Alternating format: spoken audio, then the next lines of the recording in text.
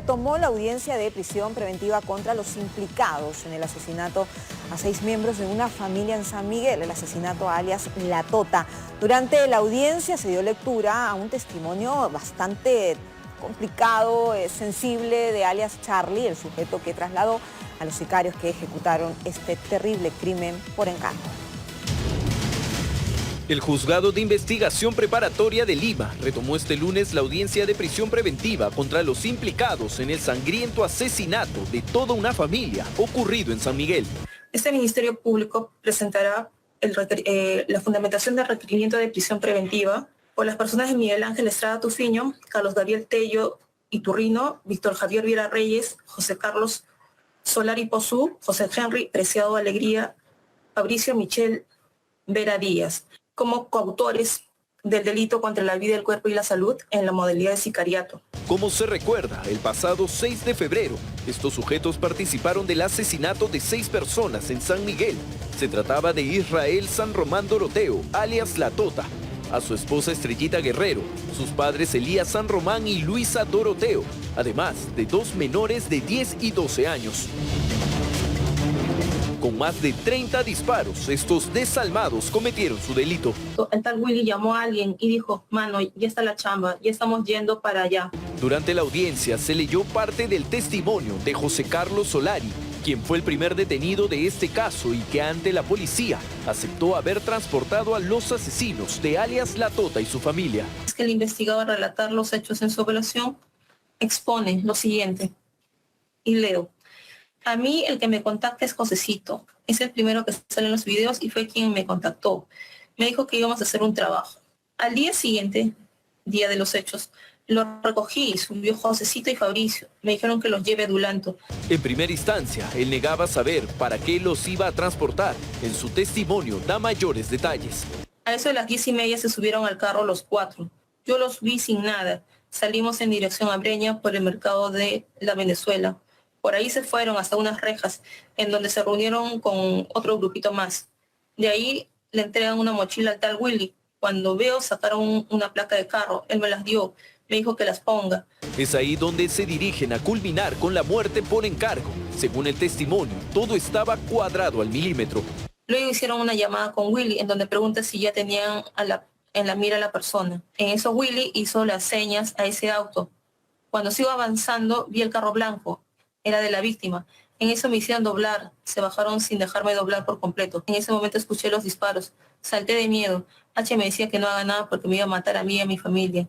Le dije que no iba a hacer nada y así se subieron y tomamos la misma ruta. Un escalofriante relato del minuto a minuto de este atentado que causó conmoción por la crueldad y el ensañamiento. La audiencia de prisión preventiva contra estos sujetos se reanudará este martes a las 8 de la mañana, donde los sindicados coautores de esas muertes darán sus descargos ante el Poder Judicial.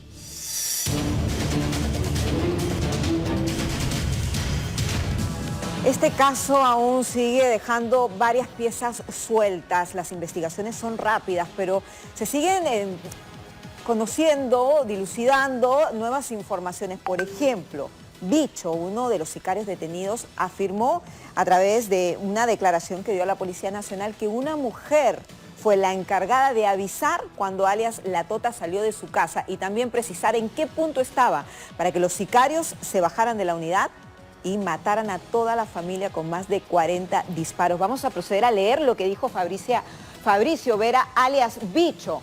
También había una chica que no conozco que mandó un video cuando el gordo, La Tota, estaba arreglando su carro y luego avisó cuando el gordo salía de su casa. Tenemos entonces una nueva persona que habría participado de este terrible crimen y ya hablamos de más de 8 personas según las investigaciones, tal vez más, inclusive el cerebro, ¿no?, de este plan macabro, porque tenían todo totalmente organizado al milímetro. La policía va a identificar en las próximas horas quién es esta mujer que dio el detalle, el punto claro de dónde estaba Tota y a dónde se dirigía. Pero también es importante recordar cuántos detenidos hay en torno a este crimen. Vamos a verlo a continuación porque José Carlos Solari Pozú fue el primero, ¿no?, el chofer detenido que brindó la información de los demás miembros de este terrible crimen. Los siguientes, Bicho, que es el que acaba de dar esta declaración de que una mujer participó, Fabricio Michel Vera, detenido, y también José Preciado Alegría, Josecito. Recordemos que ambos tenían como objetivo fugar del país, fueron detenidos en un bus en Arequipa. Pero la policía ha realizado un trabajo bastante diligente y hay más intervenidos. Pasamos a ver sus nombres también.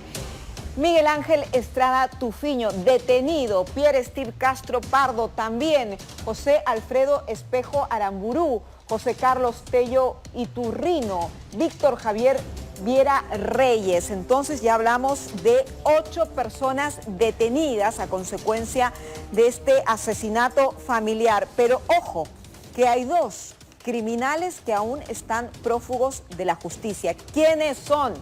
El famoso alias Willy, Kevin Daniel Espejo. Y ojo, que este sujeto habría sido el que asesinó a los niños, a los hijos de alias La Tota, el más sanguinario que está siendo buscado por la policía, pero al milímetro.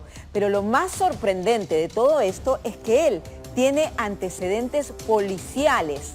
Este sujeto en el año 2022 fue detenido en el Callao con armas, municiones y drogas. ¿Qué pasó? ¿Por qué quedó libre? Bueno, ahí tenemos la consecuencia, ¿no? Ahora este sujeto asesina a niños, asesina a una familia, está prófugo de la justicia.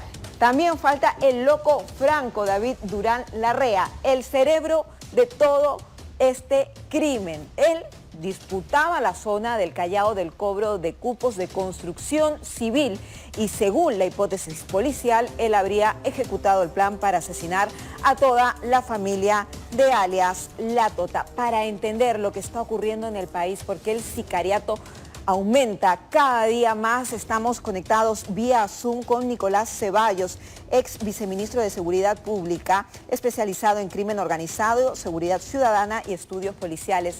Muy buenas tardes, gracias por estar conectado con nosotros. Muy buenas tardes, gracias a ustedes.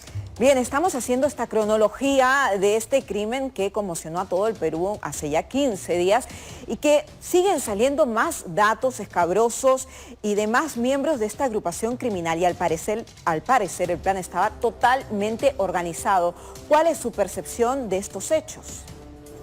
Bueno, sí, efectivamente, este caso se suma a varias situaciones en las cuales estamos viendo la violencia a la que recurren las redes y bandas criminales para poder cumplir con los objetivos. Y esto no es sino la lamentable consecuencia de que durante varios meses ha habido cierto desgobierno en la gestión de la seguridad ciudadana en nuestro país. Estamos justamente frente a esas consecuencias de no haber podido atar los cabos y trazar los hilos adecuados para poder responder a estas situaciones de emergencia que ahora vivimos, ¿no? Ajá. Señor Ceballos, el día de hoy escuchaba a la presidenta de la República, Dina Boluarte, decir que hay que combatir las drogas, porque las drogas llevan al sicariato, al uso de armas, a la criminalidad que actualmente impera en todo el país. ¿Usted está de acuerdo con esta afirmación? ¿Ese es el mal, la raíz de todo lo que estamos viviendo?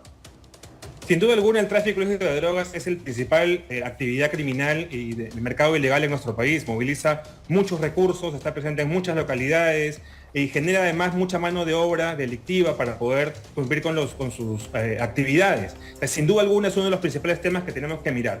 Pero en paralelo, durante los últimos años también han surgido otro tipo de actividades que no son mercados ilegales, que son más bien de corte predatorio, donde encontramos principalmente las extorsiones, asaltos y secuestros que vemos lamentablemente con más frecuencia en nuestras ciudades, ¿no? Según un informe de la Policía Nacional del Perú, al año estas bandas de extorsionadores tienen unos ingresos de cerca de 1.900 soles, millones de soles al año a causa de cobrar extorsiones a los pequeños y medianos empresarios.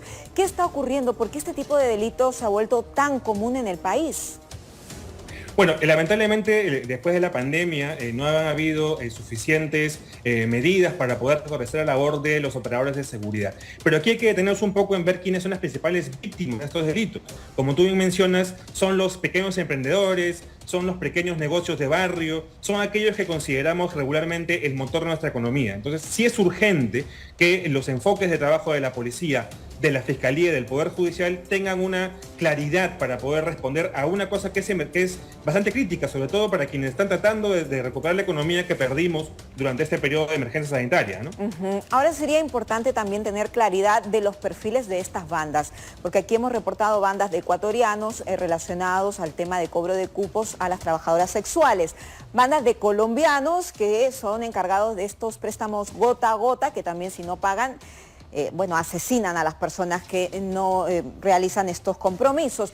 Y también algunas agrupaciones de venezolanos dedicados también a extorsión y a otros delitos.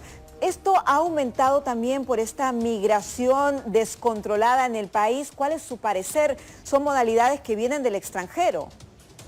Efectivamente, algunas modalidades se han hecho más visibles y son modalidades que no son tradicionales o comunes en el Perú. Sin embargo, la principal fuente de crimen organizado, de bandas criminales, sigue siendo lamentablemente peruana. Entonces, ahí lo que se requiere es una labor bastante cercana y bastante articulada entre la policía y la fiscalía para responder efectivamente.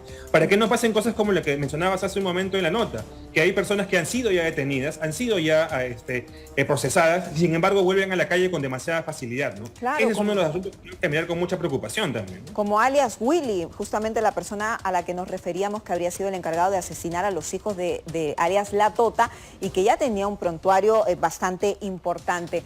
Ahora, ¿qué está pasando en el país? Desde que comenzó el año hemos reportado un gran número de casos de sicariato y esto aumenta, atacan a niños, situación que no era común, matar, asesinar a niños, también ingresan a una pollería cuando están las familias compartiendo. ¿Qué pasa con los códigos de la criminalidad del AMPA? Estos sujetos están drogados, actúan así debido a que están bajo los efectos de algún tipo de droga. ¿Cuál es la impresión que usted maneja?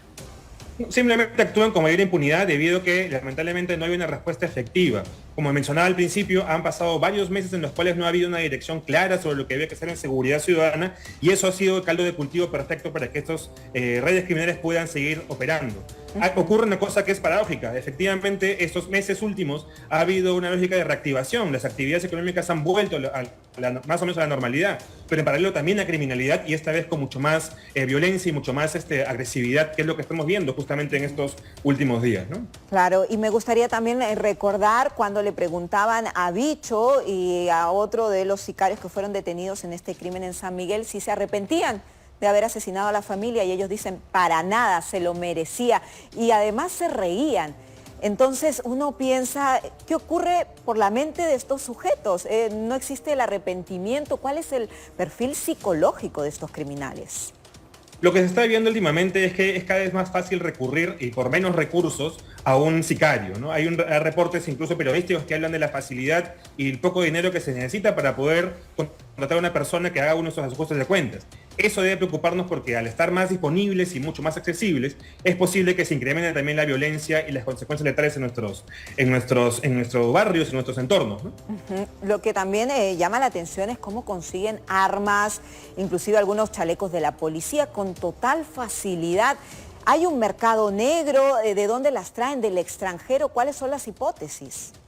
Lamentablemente en la calle existen demasiadas armas que no están siendo adecuadamente vigiladas y controladas. Hay un número importante de armas que son irregulares, que no se tiene mucho conocimiento de cuántas son y dónde están, pero son de mucho manejo, muy accesible para estas redes criminales. No todas, como se piensa, vienen del extranjero, no son parte de tráfico internacional de armas, sino que hay muchas armas robadas, perdidas, incluso en algunos casos alquiladas para el uso de parte del AMPA, ¿no?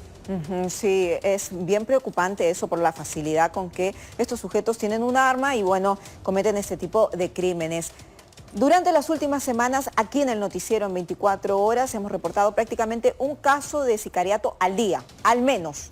¿Esta tendencia podría continuar así al alza? ¿Podría aumentar? ¿Podríamos convertirnos en la capital más peligrosa de Sudamérica si no se toman acciones claras y concretas? Si no se toman medidas pronto, efectivamente corremos el riesgo de que eso se normalice, pero también hay que tener en cuenta ahí que además lo que se está evidenciando son prácticas mucho más impunes de parte del accionar de los sicarios. Por ejemplo, antes no era costumbre que se dejen mensajes encima de los cuerpos, cosa que está apareciendo en estos casos también. Entonces ya es la lógica de tener de comunicar a través del homicidio es una cosa que debe ser preocupante porque normaliza un canal, digamos, de extorsión y de presión sobre los ciudadanos. Sí, y otra cosa que nos ha dejado impactados es que asesinen a niños, ¿no? En el caso de San Miguel mataron a pequeños menores de edad. También el otro día en la pollería en Santa Anita una niña recibió una bala perdida. En el AMPA tienen códigos, es decir, para respetar a los menores que no tienen nada que ver con este tipo de ajustes de cuentas. ¿Cómo operan? Más allá de los códigos, lo preocupante aquí es que la disponibilidad de armas y el uso de la violencia puede hacer víctima de una bala cualquiera. Hay muchos casos en que se conocen que con una bala perdida una persona fue herida, hay lamentablemente es bastante recurrente y frecuente, y lo que debe preocuparnos frente a ello, más que los códigos específicos, es cómo están accediendo a las armas estos delincuentes para poder cometer sus fechorías, ¿no? Sí, es terrible, ¿no? Es terrible porque lo vemos a diario y lo que dice usted se ha normalizado y esto no es normal andar con miedo, andar preocupado, porque no sabemos lo que puede ocurrir y una bala perdida le podría llegar a cualquier persona. Ahora vamos a hablar también de otra modalidad, secuestros. Aquí también hemos reportado varios casos que les pedían a las familias 50.000 soles, inclusive más dinero, familias de empresarios, inclusive de ciudadanos comunes y corrientes. Estas modalidades también son nuevas, están creciendo en territorio nacional. ¿Cuáles son sus impresiones? Bueno, efectivamente los secuestros son una modalidad que ha vuelto más bien a la agenda nacional. No sé si recordarán ustedes hace unos cuantos años, hace buen tiempo, estuvo en Lima una ola de secuestro bastante intensa. La policía junto con la fiscalía tuvo una labor muy importante y muy quirúrgica, digamos, para responder a estas bandas y se logró reducir a casi la mínima expresión esta situación. Lamentablemente esto ha vuelto, lo cual significa que tenemos nuevamente que retomar esa agenda de control, de vigilancia, de inteligencia policial para poder retener estas bandas de secuestradores. Esto es lo que ya habíamos superado, que hemos sabido hacer en su momento con nuestra Policía Nacional y que podemos responder si tomamos las medidas correctas, ¿no? Y esperemos que se tomen lo antes posible. Hablamos del crimen organizado, pero también de otros tipos de robo, ¿no? De los robos de celulares, robos al paso, que también están muy presentes en la realidad peruana y esperemos que las autoridades puedan controlarlo a la brevedad. Muchas gracias entonces por su análisis al señor Nicolás Ceballo, ex viceministro de Seguridad Pública y criminólogo. Muy amable, gracias.